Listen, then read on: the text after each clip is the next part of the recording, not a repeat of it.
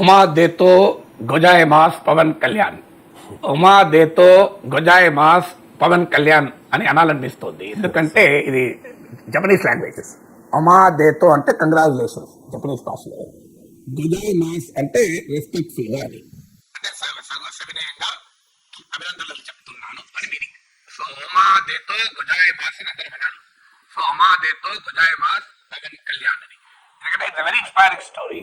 ఎందుకు ఇన్స్పైరింగ్ అంటే, మీకు ఇన్ఫ్లుయెన్సర్స్, సెలబ్రిటీస్ ఒక పని చేస్తే సమాజంపై దాని బలమైన ముద్ర ఉంటుంది, మంచైనా చెడైనా. సినిమాలో నటులు, సినిమా సెలబ్రిటీస్ సమాజాన్ని, అందులో తెలుగు రాష్ట్రాలు, సౌత్ ఇండియాలో, భారతదేశంలో ట్రెమెండస్ ఇన్ఫ్లుయెన్స్ చూపెట్టేవాళ్ళు. అంటే సినిమా హీరో పుస్తకం చదివితే జనమంతా పుస్తకాలు చెప్తారు. సినిమా హీరో హెయిర్ స్టైల్ ఒక రకంగా ఉంటే ప్రజలంతా, అభిమానులందరూ ఆ హెయిర్ స్టైల్ అనుకరిస్తారు. సినిమా స్టార్, హీరోయిన్ ఒక రకమైన డ్రెస్సింగ్ స్టైల్ ఉంటే దాని ఫ్యాషన్ ను అందరూ అనుకరిస్తారు. సో అలాంటి సెలబ్రిటీ చేజింగ్ అనే కల్చర్ ఇది మన దేశంలో చాలా ఎక్కువ. సో అలాంటి ఫిలిం సెలబ్రిటీ చేజింగ్ ఉన్న సమాజంలో పవన్ కళ్యాణ్ మార్షల్ ఆర్ట్స్ ను సమాజంలో పాపులరైజ్ చేశారు. అంటే డెఫినెట్ గా దాన్ని మనం అందరం అభినందించాలి.